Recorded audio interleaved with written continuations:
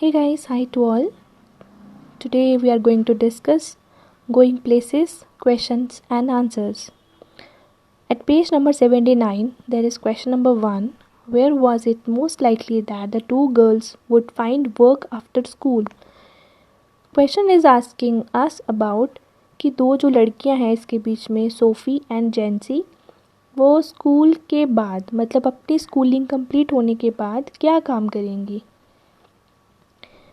The answer of this question is the two little girls, Sophie and Jency, were already destined for a job in the biscuit factory and it was likely that they would work there after school. इसका मतलब है कि दोनों girls जो हैं they are already reserved, उनको पहले ही reserve रखा है कि वो बिस्किट फैक्ट्री में काम करेंगी after completing their schooling. So question number 2 is, what were the options that Sophie was dreaming of? Why does Jancy discourage her to have such dreams?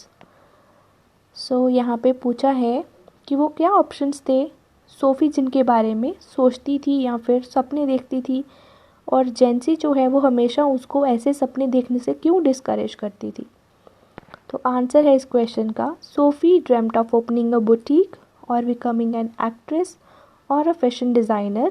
She thought that she would be offered the position of a manager and that she would work there till the time she saves enough money for her boutique.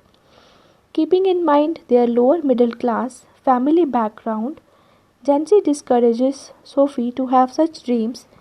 Jancy is more realistic and practical in life and hence knows that big ambitions cost heavy investments, something that their working class status could not afford.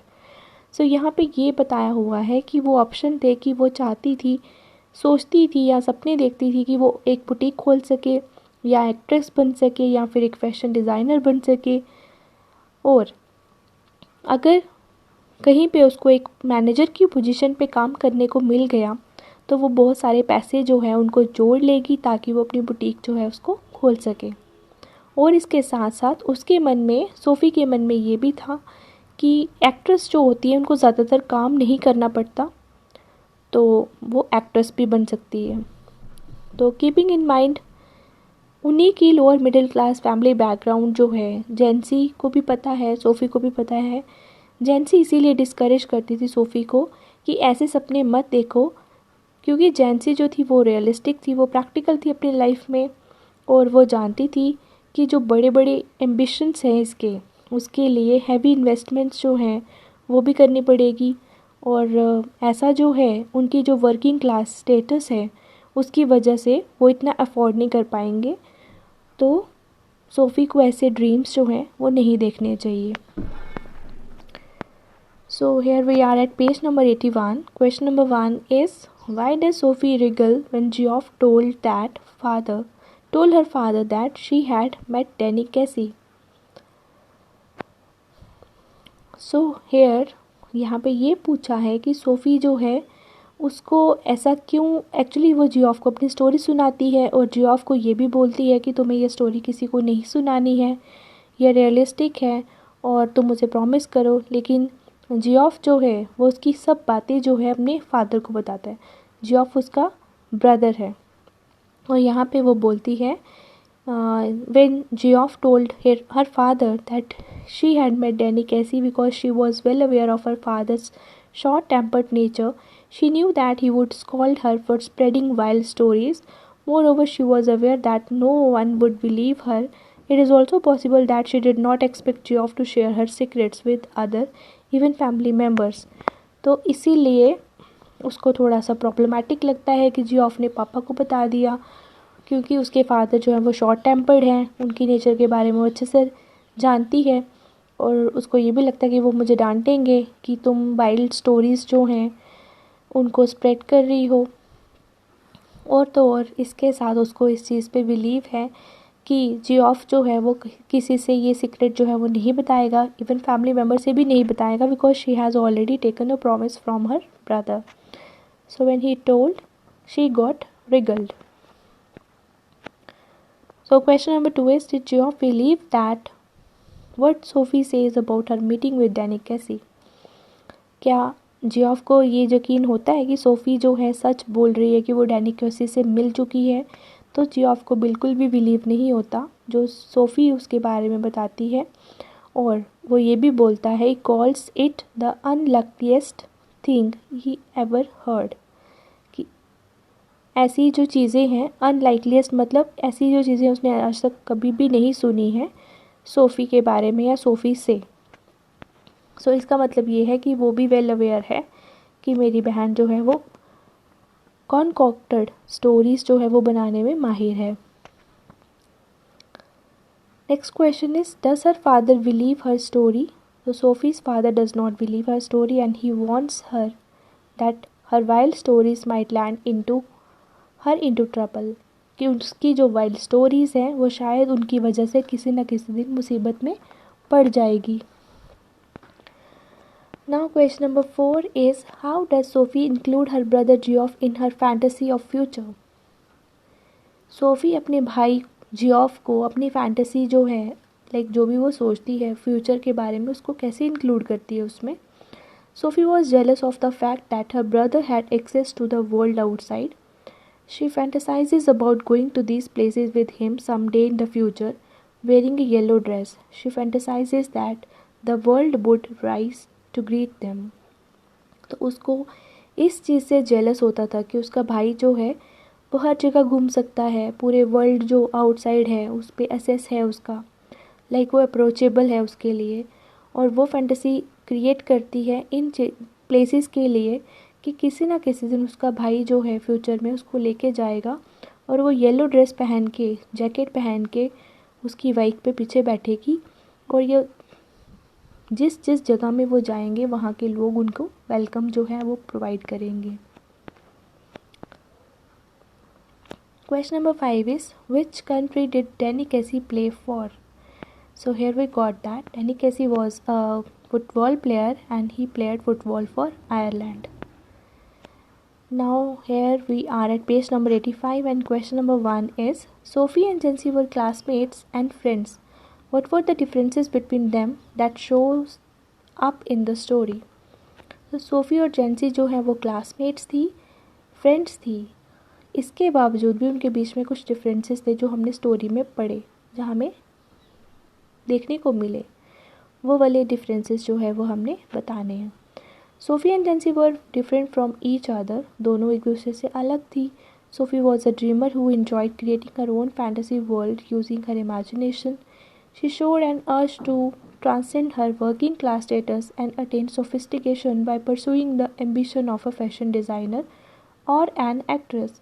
Jancy, on the other hand, was more practical and realistic than Sophie. She tried to pull Sophie back to reality, but all in vain. Jancy's sensibility and maturity are evident in her attempt to remind her friend that they were earmarked for biscuit factory and expensive dreams were inappropriate to their financial status. तो यहाँ पे हमने पढ़ा कि दोनों एक दूसरे से अलग थी. सोफ़ी एक ऐसी ड्रीमर थी जो अपनी फैंटेसी से कुछ भी क्रिएट करना, स्टोरी क्रिएट करना उसको अच्छा लगता था, इमेजिनेटिव वर्ल्ड में रहती थी, और उससे ये अर्ज थी कि वो मिडिल क्लास फैमिली की है, लेकिन वो सोफिस्टिकेशन अटेन करना चाहती थी by pursuing the ambition of a fashion designer, जहाँ तो वो फैशन डिज़ाइनर बन के या फिर एक्ट्रेस बन के.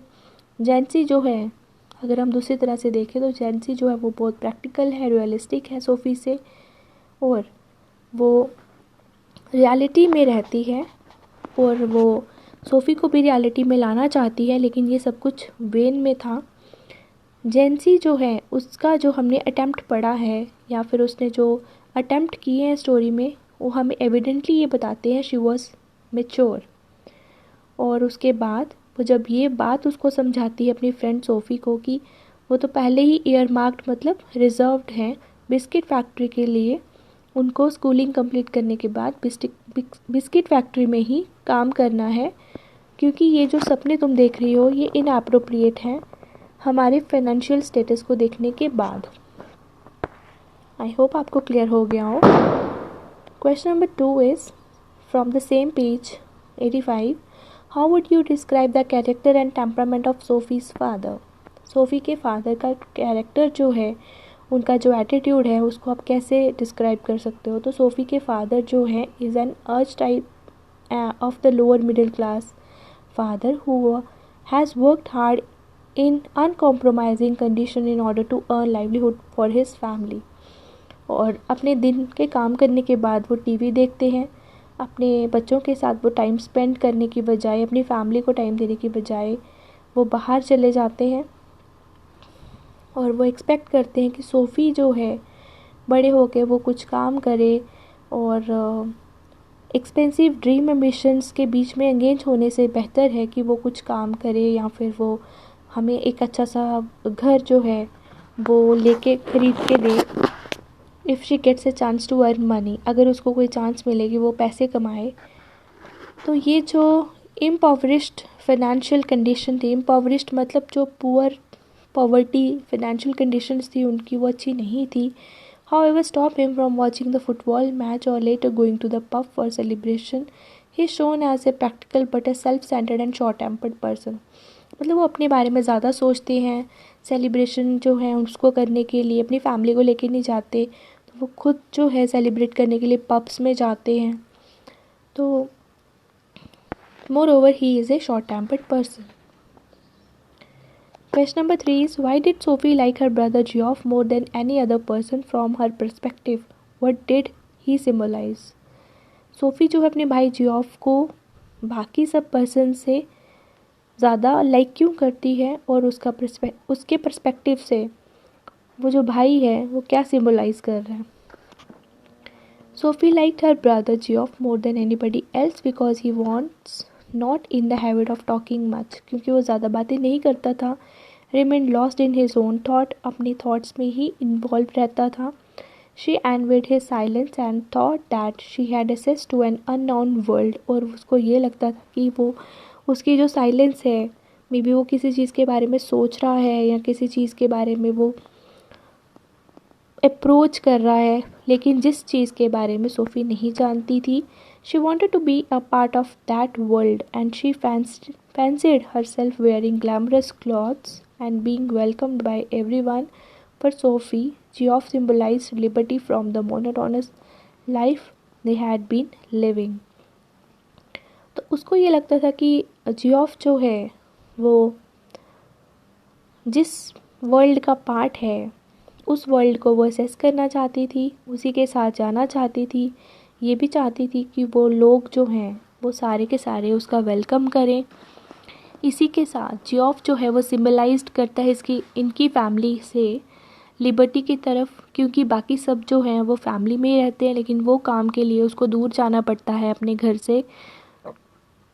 तो he is more liberal than other members of the family. तो सोफ़ी को ये चीज़ें जो हैं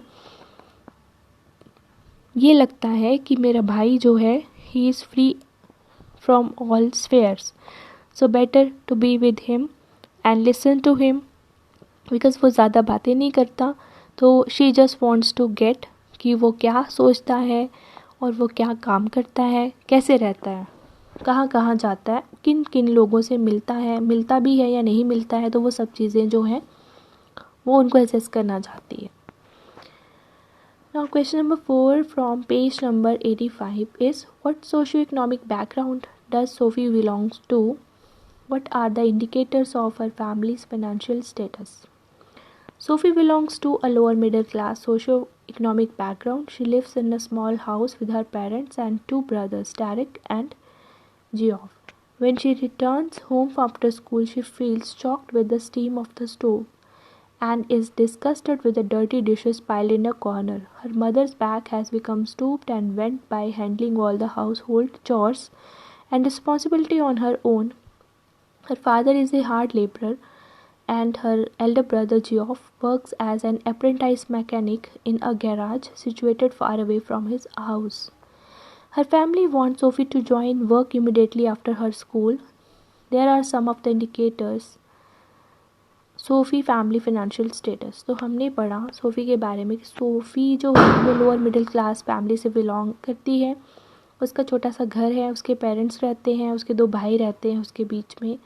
जब वो स्कूल से आती है तो वो चॉक फील करती है, उसका गला जो है वो चॉक्ड हो जाता है बिकॉज स्टीम जो है स्टोव की वो सब जगह फैली हुई है और गंदे से डिशेस बर्तन जो हैं वो एक कॉर्नर में पड़े हुए हैं। उसकी मदर की जो बैक है वो स्टूप हो चुकी है, मतलब बेंट हो चुकी है, क्योंकि घर के काम कर कर के she has taken all the responsibility on her own in that way. उसके फादर जो हैं वो हार्ड लेबर का काम करते हैं और उसका भाई जो है बड़ा जियोफ, वो एक अप्रेंटाइज मतलब मैकेनिक है, किसी के अंडर काम सीख रहा है और वो बहुत दूर जाता है किसी गैराज में, वहाँ पे घर से काफ़ी दूरी पे। उसकी फैमिली जो है वो ये चाहती है कि सोफ़ी जो है वो अपनी स्कूलिंग कंप्लीट करके फटाफट से काम पे लग जाए और यही सब कुछ जो है इंडिकेट करता है कि सोफ़ी की फैमिली फाइनेंशियल स्टेटस जो है वो कैसा है। So there is another question number 1. Discuss in pairs. Sophie's dreams and disappointments are all in her mind. तो सोफ़ी अपने डिसअपॉइंटमेंट का रीज़न खुद ही थी बिकॉज़ वो डे ड्रीमर टाइप गर्ल थी। अपनी स्टोरीज़ जो हैं वो बनाते रहती थी, अपनी इमेजिनेशंस जो हैं उनको उसके पर्सपेक्टिव से वो देखती थी कि जो भी कुछ वो सोचती है वो उसको कर लेगी, बट ऐसा हो नहीं पाता था बिकॉज ऑफ देयर पॉवर्टी और फाइनेंशियल कंडीशंस। और सेकेंड जो है, it is natural for teenager to have unrealistic dreams. What would you say are the benefits and disadvantage of such fantasizing. तो टीन एज जो है एक ऐसा फेज़ होता है लाइफ का जिसके बीच में बहुत सारे चेंजेस जो हैं वो लाइफ में आते हैं हर एक इंडिविजुअल में। तो ड्यूरिंग दिस फेज़ जो पर्सन जो है कुछ बहुत सारी चीज़ें सीखता है, करियर के गोल्स जो है वो सेट करता है, पीयर प्रेशर भी होता है उसके ऊपर, एडल्ट्स का प्रेशर भी होता है, उनकी एक्सपेक्टेशंस भी होती हैं। तो this is a natural thing for teenager to fantasize and to have unrealistic dreams. इसकी एडवांटेजेस ये हैं कि फैंटेसाइजिंग जो है बेस्ड ऑन रियलिस्टिक गोल और world around provide a means to reach higher ambition and dreams. अगर आपकी fantasy जो है वो रियलिस्टिक गोल्स के ऊपर बेस्ड है और आपका जो वर्ल्ड अराउंड है, जो आपके आसपास चीज़ें हैं, वो एक मीन जो है वो क्रिएट करती हैं आपको हाई एम्बिशंस और ड्रीम्स पे पहुंचाने के लिए, तो you can achieve. Aspiring for higher career goals and working hard में ensure successful career prospects. Thus, it instills confidence and the spirit to achieve one's desire. In difficult situation of life, it helps instill positivity and optimism. It is a talent in those known as creative. तो ये creative लोगों के लिए बोला गया है। Disadvantage इसकी ये हैं कि फैंटेसाइजिंग जो है वो एक गैप बिल्ड करता है बिटवीन फैंटेसी और रियलिटी के बीच में। जैसे हमने स्टोरी के बीच में पढ़ा कि सोफ़ी जो है she was just a day dreamer type girl, she always remained in her fantasies, but Jancy was a realistic girl and she knows about the socio-economic background of their families. So here we are getting that there is a gap between fantasy and reality. So the realization of the disparity between one's goal and capabilities may be painful. जब इन चीज़ों को हम achieve नहीं कर पाते, जैसे अब SoFi की बात की जाए तो शायद उसने अपनी लाइफ में वो चीज़ें अचीव नहीं की होंगी जो वो बनना चाहती थी। जब ऐसा होता है तो फिर डिसअपॉइंटमेंट्स होती हैं, उसकी वजह से डिप्रेशन होते हैं, उसकी वजह से कई बच्चे सुसाइड कर लेते हैं और it's just a wastage of time. Sheer wastage mean बिल्कुल टाइम वेस्ट वाली चीज़ें हैं ये। This is just a sample answer which has been provided and it is strongly recommended that students they must or they can prepare their own answers. Okay, next question है, why didn't Sophie want Jancy to know about her story with Danny? SoFi क्यों नहीं चाहती थी कि जैंसी को पता चले उसकी स्टोरी के बारे में जो डैनी कैसी के साथ उसने बनाई थी। सोफ़ी एक्चुअली इसलिए नहीं चाहती थी क्योंकि उसको ये डर था कि जो जैंसी है वो पूरे मोहल्ले में बातें जो है वो फैला देगी। Second question is, did Sophie really meet Danny Casey? क्या सोफ़ी सच में डैनी कैसी से मिली थी? तो इसका आंसर है no, she didn't meet Danny Casey in reality. She made up the story of her encounter with Danny Casey only to seek the attention of her brother Geoff. क्योंकि Geoff चुप रहता था इसलिए वो चाहती थी कि उसके अटेंशन को वो सीक करे। दैट्स द रीज़न कि उसने ये स्टोरी जो है ऐसे ही बता दी थी। थर्ड क्वेश्चन है, which was the only occasion when she got to see Danny Casey in person? कब कोई ऐसा ओकेजन कि जब उसको चांस मिला हो कि वो उसे मिल सके, तो it was the football match of the United team. So she went there with her father and two brothers. This was the only instance where she got a chance to see Danny Casey. So, last but not the least, I think you must keep this video here. Thank you for listening, and subscribe this channel for more such videos. If you have any sort of problem, you can ask me anything by leaving your comment in comment box. Thank you so much.